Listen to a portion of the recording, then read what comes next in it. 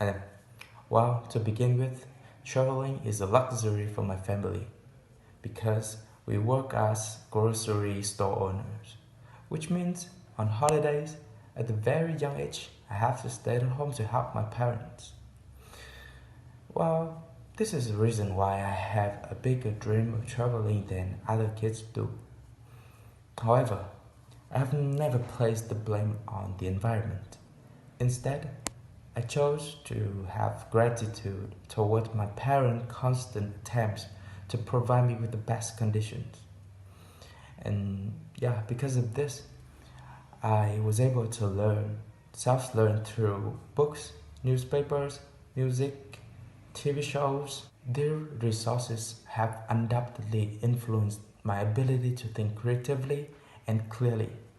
TED Talk was not very common in 2007. I followed their presentation guidelines with fewer words and more pictures.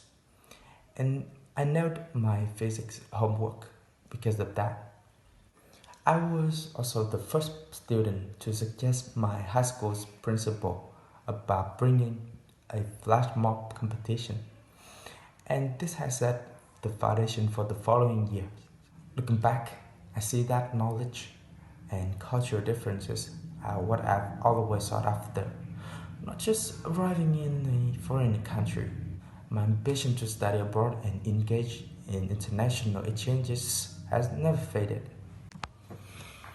Well, I am a believer of saying experience is your teacher, and I can bet all of my fortune this is gonna be once in a lifetime opportunity. It's just worth millions more times of my regular desk work. The biggest motivation for applying gymnastics is opportunity to participate, interact with like-minded peers, have discussions, build long-lasting relationship. All will be incredibly helpful for my upcoming plan, which is building an organization that helps young people in my hometown to assess and utilize available resources. There are countless lessons to be learned from leading nations like Japan, and there are many organizations ready to put your initiatives into action. Connecting only takes a single touch. How can we assist youngsters in realizing and seizing apparent opportunity is the right question here. I'm aware that there's a large youth community in my hometown. It's still unaware of how impactful they are, and what to do about it.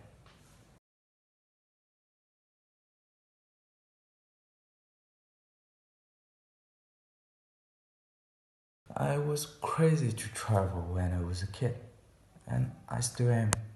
My drive to spread knowledge is just much stronger these days, since the greatest travel discovery is not for leisure purpose. Before I go any further, I would like to analyze about how I wanted to help others. First of all, I'm a self-help book addict. Books actually saved my life when I was at my lowest point. Books are super valuable when you don't know what to do. Nature farming, ikigai, minimalism, very Japanese principles that I picked up and continue to inspire to others.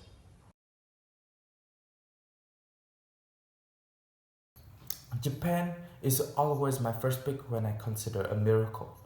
An impressive illustration of how economic and technological advancement occur without undermining cultural values. Well, aside from Edo and Muromachi period, the Meiji era grabbed my attention. One of the big packs that the Meiji period brought was the end of feudal system.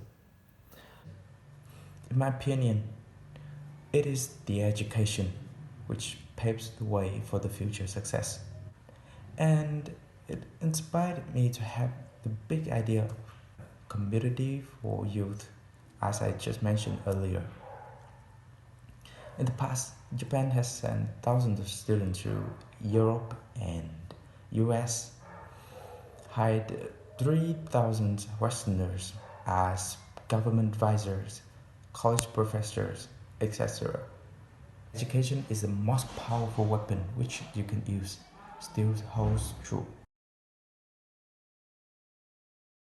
90% startups fail not because of bad ideas, but rather they lack actionable plan and don't get to do baby high quality steps.